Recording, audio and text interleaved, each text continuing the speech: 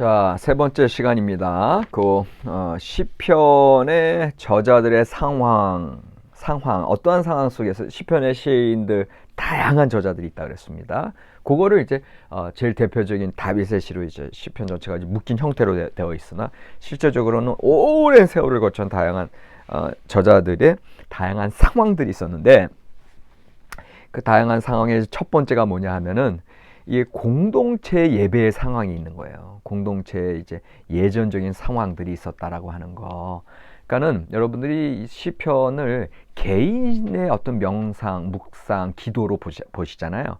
그러나 제가 아까 말씀드렸듯이 제2성전 시대 찬송가라고 말씀드렸어요. 최종적으로는 그렇게 편집되고 그렇게 정경화가 됐어요. 그러니까 그 이야기인 즉슨 시편의 그 개인 시도 공동체에서 찬양하면서 공동체 찬송, 공동체 기도로 드려졌다라고 하는 걸 여러분들이 기억하신다면, 시편이라고 하는 것이 처음 시작했을 때는 물론 개인적인 묵상시로 시작했으나 그것이 실제로 많은 이들에게 읽히는 현장은 뭐다? 공동체의 상황이다. 예배의 상황이다. 그리고 아닌 게 아니라 실제적으로 공동체 예전시로 처음부터 써진 시들도 꽤 많아요. 그러니까 이제 14편 같은 경우는 공동체 예전시거든요. 시편 24편인가? 잠깐만요.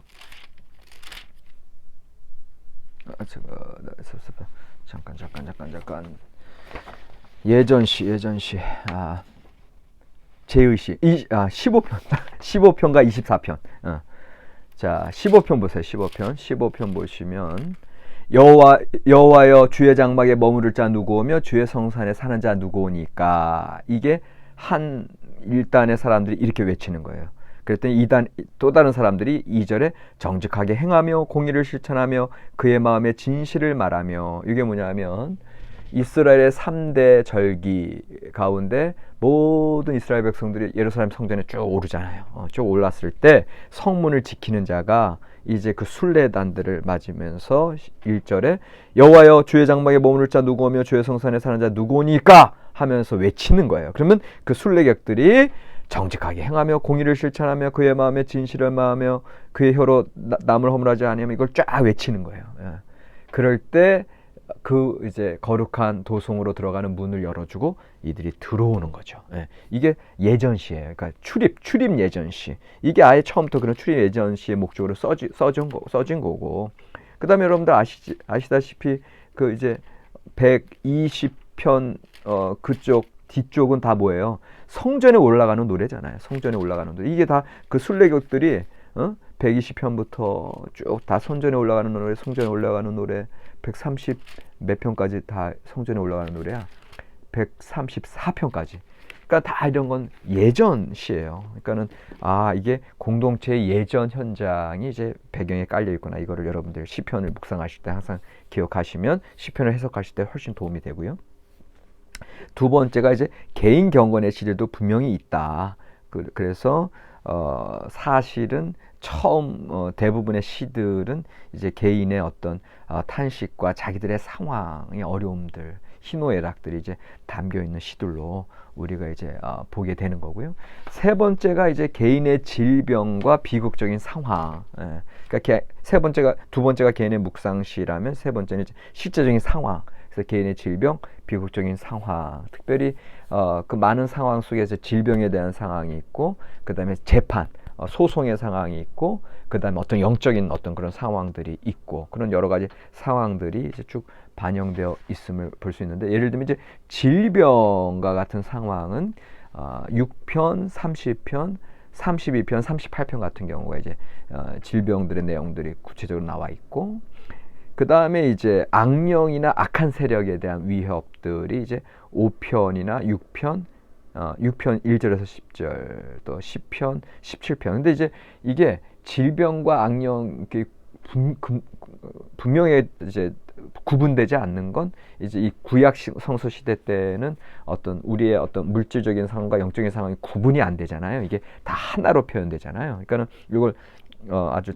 긴밀하게 정확하게 나눌 수는 없으나, 그러나 분명한 것은 이런 본인들의 어려운 상황, 때로는 이제 공동 탄식 시 같은 경우 개인 탄식 시는 나가 이제 주어고 공동 탄식 시는 우리가 주어로 나오거든요.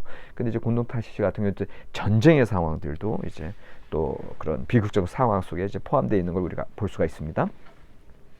그다음에 이제 네 번째는 아예 교육을 위한 상황이 있어요. 어떤 교육의 세팅, 어떤 C족 집단, 어떤 특별한 그룹에게 이제 하나님의 말씀을 묵상하고 그 다음에 선과 악의 분명한 하나님의 이제 보응의 삶에 대해서 이야기하고 있는 그런 훈화, 교육, 또 가정 예배 이제 이런 배경들이 또 드러나 시편의 상황 속에 깔려 있는 걸 우리가 보게 됩니다. 자, 그 다음에 이제 시편을 공부하면서 제가 이제 항상 이제 제가 이제 참고하는 게 이제 월터 브루그만이라고 하는 학자 있잖아요. 월터 브루그만의 시편의 신학을 보면은 이분은 이제 시편을 크게 세 가지로 나누시잖아요. 크게 세 가지로 나눠서 그 안정의 시, 그 다음에 무질서의 시, 그 다음에 새 질서의 시, 이렇게 이제, 그러니까 질서의 시, 무질서의 시, 새 질서의 시, 이렇게 세 부분으로 나눈다. 이걸 제가 늘 이제 말씀을 드리는데, 이 안정의 시라고 하는 것은 시편 중에서 이제 창조시, 창조 세계의 아름다움, 창조시를 찬양하는 이제 그 다음에 또 어떤 하나님의 어떤 다스리심에 대한 주권에 대한 그런 질서와 찬양, 그 질서에 대한 찬양. 이런 내용들이 이제 안정의 시라면 이제 혼돈의 시 내지는 무질서의 시는 이제 탄식 시들, 그다음에 문제의 시들, 어려운 상황 속에서 하나님께 부르짖는 시들, 이런 것들이 이제 무질서의 시들이고, 그다음 이제 새 질서, 갱신을 나타내는 시들이 이제 찬양시, 감사시, 그 다음에 어떤 역사적인 회고시, 그 다음에 제왕시, 이렇게 이제 늘 우리가 보게 되거든요. 그러니까는 이제 그런 면에서 시편을 아까 제가 이제 정리해 드린 것처럼 시편 신학, 시편 사상을 어떤 토라시 중심의 아니면 제왕시 중심의 아니면 또 탄식시 중심의 또 아니면 또 찬양시, 창조세계, 찬양시 이제 이런 중심으로 이제 이제 그렇게 이제 사상을 정리한다면 지금 브루그만이 드러낸 세 가지 부류는 시편의 어떤 시들이 그러니까 시편 전체의 어떤 그 범주. 그러니까 제가 오늘 아까 그 얘기는 안 드려서 장르에 대해서는 얘기 안 했어요. 그러니까 문학적인 범주에서 뭐 탄식시, 찬양시, 감사시, 제왕시 이런 범주들이 또 있어요. 그런. 근데 그거 말고 저는 크게 사상적으로 아까 설명을 하려고 했고, 사상적으로 토라 중심으로 시편 전체를 보셔야 된다. 뭐 제왕시 중심으로 보셔야 된다. 뭐 탄식과 찬양 중심으로 보셔야 된다.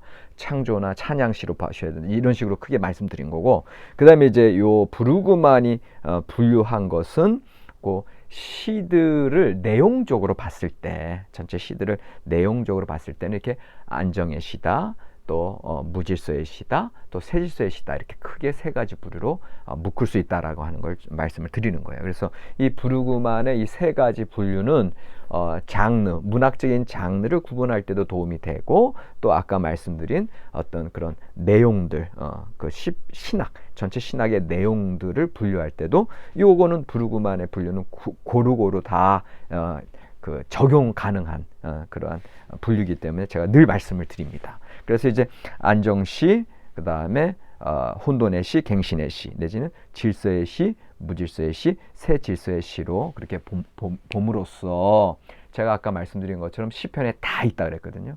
그러니까는 이렇게 봤을 때 우리 인생의 모습이 다 있구나. 우리 인생의 모습이 안정의 시기가 있고, 그 다음에 불안정의 시기, 고통, 힘든 문제거리들, 그 다음에 그것들이 해결되고 새 질서로 이제 가는데, 또 새 질서가 다시 또 안정해가지고 다시 또 무질서가 들어오고, 이게 계속 우리 삶이 반복되는 것 자체가 요 이제 브루그만의 분류를 통해서도 우리의 인생의 모습도 이제 우리가 보게 되는 거죠.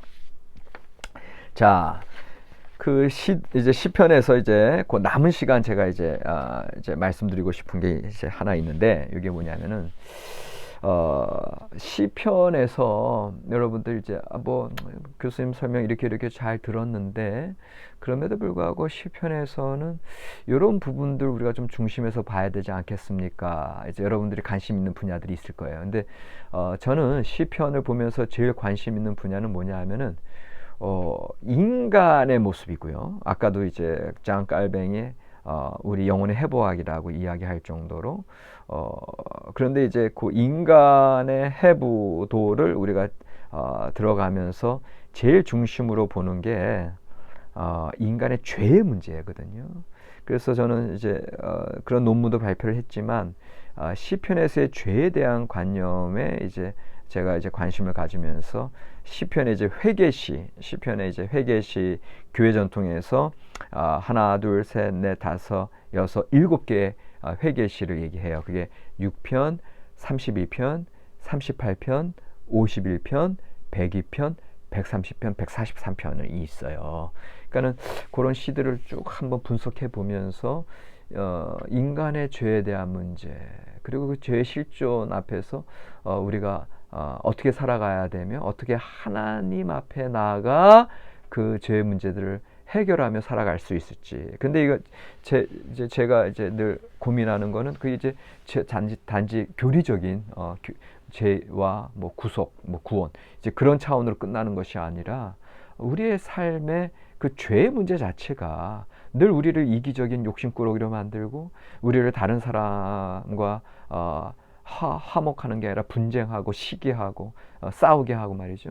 이런 모습들 속에서 우리 인간에 대해서 시편의 시인은 그런 인간을 어떻게 분석하고 있느냐, 어떻게 해부하고 있느냐, 그리고 그가 만난 하나님 고백을 통해서 어떻게 새로운 새 창조의 삶으로 나아가느냐, 어떻게 새 노래를 부를 수 있느냐, 이거에 대한 이제 고민이거든요.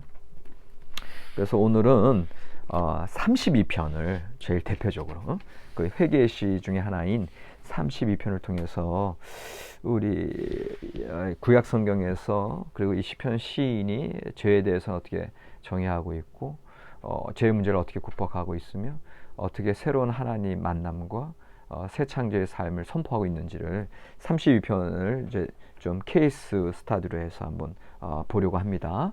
32편 한번 쭉 제가 읽어드릴게요. 허물의 사함을 받고 자신의 죄가 가려진 자는 복이 있도다. 마음에 간사함이 없고 여호와께 정죄를 당하지 아니하는 자는 복이 있도다. 내가 입을 열지 아니할 때에 종일 신음함으로 내 뼈가 쇠하였도다. 주의 손이 주야로 나를 누르시오니 내 진액이 빠져서 여름 가뭄에 마름같이 되었나이다. 내가 이르기를 내 허물을 여호와께 자복하리라 하고 주께 내 죄를 아뢰고 내 죄악을 숨기지 아니하였더니 곧 주께서 내 죄악을 사하셨나이다. 이로 말미암아 모든 경건한 자는 주를 만날 기회를 얻어서 주께 기도할지라. 진실로 홍수가 범람할지라도 그에게 미치지 못하리이다. 주는 나의 은신처이오니 환난에서 나를 보호하시고 구원의 노래로 나를 두루시리이다. 내가 내 갈 길을 가르쳐 보이고 너를 주목하여 훈계하리로다. 너희는 무지한 말이나 노새같이 되지 말지어다. 그것들은 제갈과 굴레로 단속하지 아니하면 너희에게 가까이 가지 아니하리로다. 악인에게는 많은 슬픔이 있으나 여호와를 신뢰하는 자에게는 인자하심이 두루리로다. 너희 의인들아 여호와를 기뻐하며 즐거워할지어다. 마음이 정직한 너희들아 다 즐거이 외칠지어다. 아멘. 요게 시편 32편입니다. 여러분들 우리가 이제 지지난 학기에 이제 시편 신학을 쭉 공부했거든요. 시편 연구 하면서 우리가 이제 중요한 시편들 발제하고 하나하나 이제 묵상해 갔는데, 그리고 이제 이번 학기는 이제 요 구약 성서 3개 말고 새로운 성서 읽기, 구약 성서 읽기를 하고 있는데, 항상 여러분들 말씀 본문 주석하기 전에 제가 요구하는 게 뭡니까? 발견적 질문하기.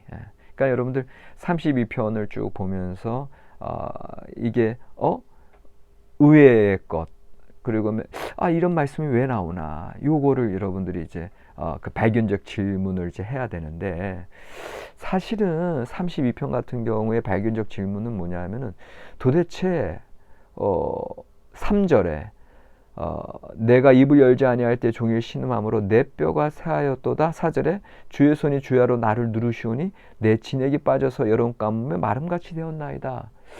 여기서 이분이 뼈가 새하고 진액이 빠지는 것 같은 고통이 뭐냐? 실제로 이 문자 그대로 질병이냐? 아니면 여호와께서 나를 누르신다? 주의 손이 주야로 나를 누르신다? 욥인가? 이게 도대체 뭐지? 하나님이 인간을 힘들게 하신다? 이런 것들에 대한 이제 질문인 거죠. 그러니까는 다시 말하면 이 질문들을 통해서 저 같은 경우는 이제 인간 일반의, 왜냐면 이제 공동체 시편으로 이제 나중에 이제 이게 묵상이 되는 거니까, 도대체 인간 일반이 하나님 앞에서 하나님을 신앙하는 자가 갖는 이런 어려움들은 뭘까? 물론 아까도 말씀드렸듯이 실제적인 질병의 문제일 수도 있고, 다른 사람들의 참소일 수도 있고, 또 전쟁의 상황일 수도 있고, 또 악한 영의 괴롭힘일 수도 있고, 모든 상황이 다 있어요. 그런데 32편은 특별히 교회 전통에선 회개 시중에 하나로 들어와 있는 거예요. 그러니까 분명히 죄에 대한 문제를 이야기하고 있는데 아닌 게 아니라 5절에 보니까 내가 이르기를 내 허물을 여호와께 자복하리라 하고 주께 내 죄를 아뢰고 내 죄악을 숨기지 아니하였더니 곧 주께서 내 죄악을 사하셨나이다. 이렇게 돼 있어요. 그러면 결국은 아까 발견적 질문에서 얘기했던 종일 신음하고 내 뼈가 새하고 내 진행이 빠진 것 같은 것 자체는 뭔가 다른 사람들에게 알 수 없는 나의 죄악에 대한 문제였음을 우리가 말씀을 통해서 우리가 알게 되는 거거든요. 그래서 하나님 앞에 그 죄악이 사여졌을 때 6절에 이로 말미암아 모든 경건한 자는 진실로 홍수가 범람할지라도 그에게 미치지 못하리이다. 결국은 32편의 처음 아까 1절의 시작이 허물의 사함을 받고 자신의 죄가 가려진 자는 복이 있도다. 결국은 복, 행복론, 아슈레이, 복이 있도다, 행복론인데 그 행복론의 그 핵심에 허물의 사함을 받고 자신의 죄가 가려진 자, 요거란 말이에요. 근데 이 1절에 다 나와요. 뭐가 다 나오냐? 인간의 제 본성의 문제, 그 다음에 행복론, 복에 대한 문제가 나오는데, 근데 그 죄에 대한 문제가 허물의 사함을 받고 자신의 죄가 가려졌다 이렇게 나와 있잖아요. 그래서 복이 있다 이렇게 나오잖아요. 여러분들, 구약 성경의 모든 단어들과 모든 구절들과 모든 문장들은 쓸데없이 아무 의미 없이 반복되는 게 하나도 없어요. 의미가 없는 게 하나도 없어요. 다 의미가 있어요. 그런 면에서 다시 1절을 봤을 때 여러분들 1절 그냥 허물의 사함을 받고 자신의 죄가 가려진 자는 복이 있도다. 죄가 용서받으면 하나님 앞에 이제 구속함 받으면 복이 있어. 이렇게 우리는 그냥 교리적으로만 딱 넘어가잖아요. 그거는 이게 교리신학이고 그렇게 말씀 보지 마시고 성서신학으로 보세요. 성서신학. 성서신학은 뭐예요? 그냥 읽고 또 읽고 또 읽고. 이게 어떻게 보면 비슷한 말 같잖아요. 허물의 사함을 받고 자신의 죄가 가려진 거 비슷한 것 같잖아요. 아니, 하나 의미 없이 반복되는 건 하나도 없다니까요. 그리고 성서신학은 계속 세밀한 읽기, 계속해서 반복해서 울고 먹는 거예요. 그 사고울국 울고 울 때 더 그 진액이 나오는 것처럼 여러분들 보세요. 허물의 사함을 받는다는 것과 죄가 가려진다는 것과 같아요, 달라요? 달라요. 그리고 여기서 나오는 허물과 여기서 나오는 죄는 다르고요. 사함을 받는다는 것과 가려진다는 거 하는 건 다 달라요. 제가 이제 뭐 얘기하는 줄 알겠죠? 세밀하게 하나하나 다 보세요. 응? 여기서 나오는 죄는, 그러니까 허물은 기존에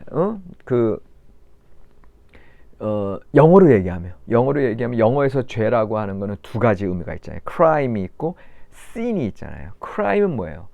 구체적인 하나하나의 죄목이고 하나하나의 허물, 하나하나 잘못된 error, 잘못된 죄과를 얘기해요.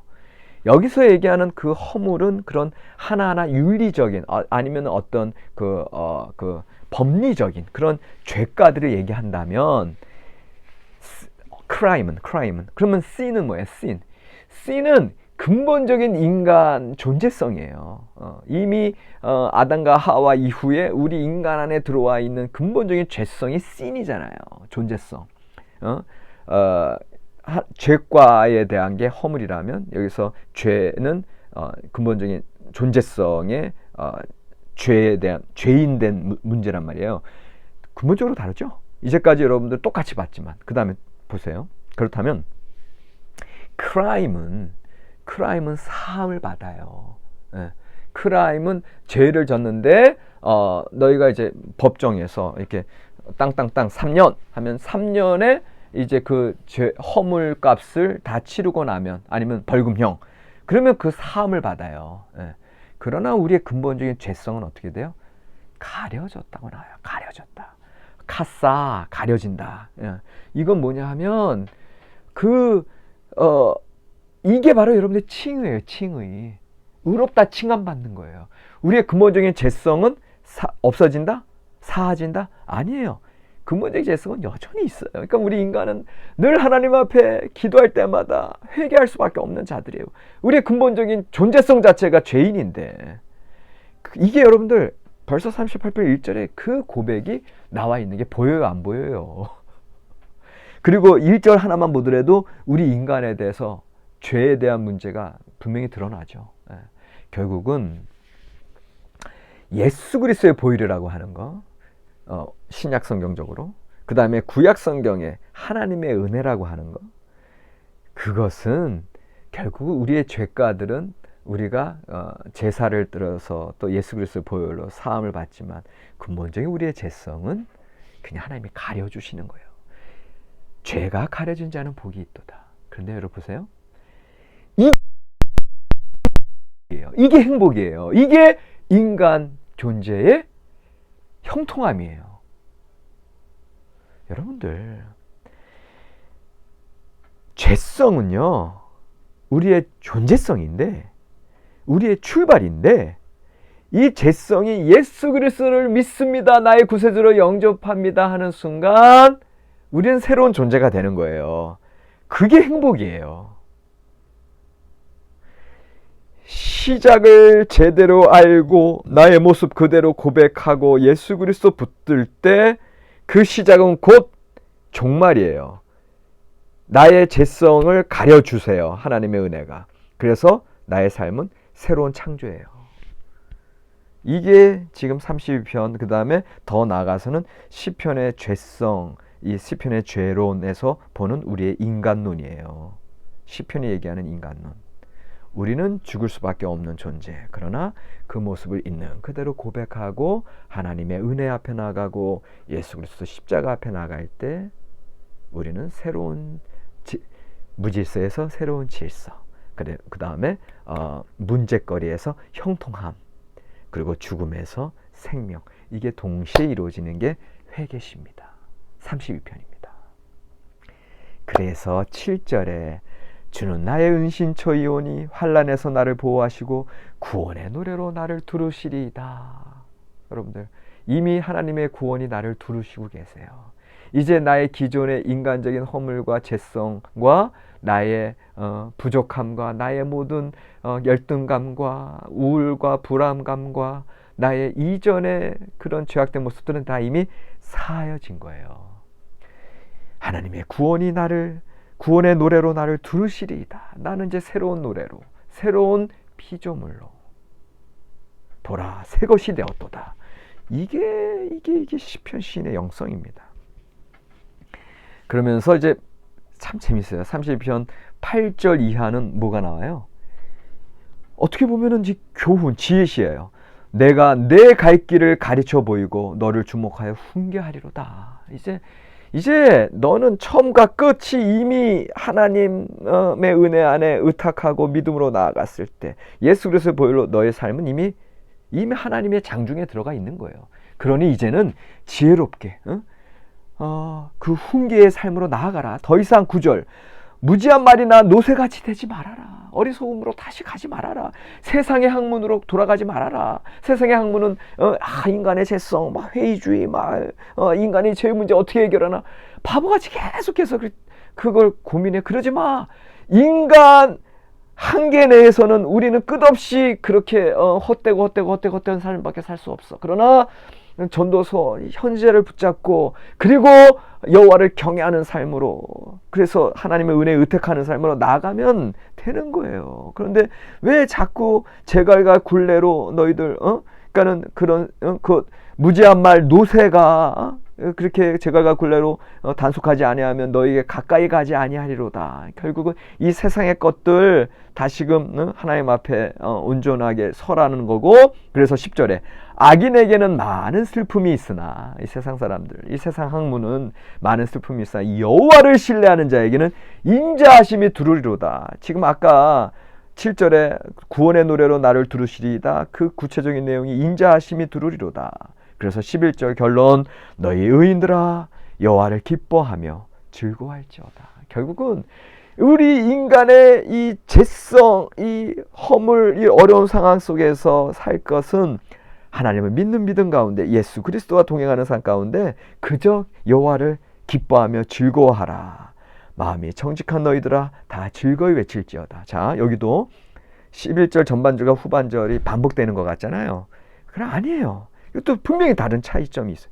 너희 의인들아, 그 다음에 마음이 정직한 너희들아, 똑같이 보지 마세요.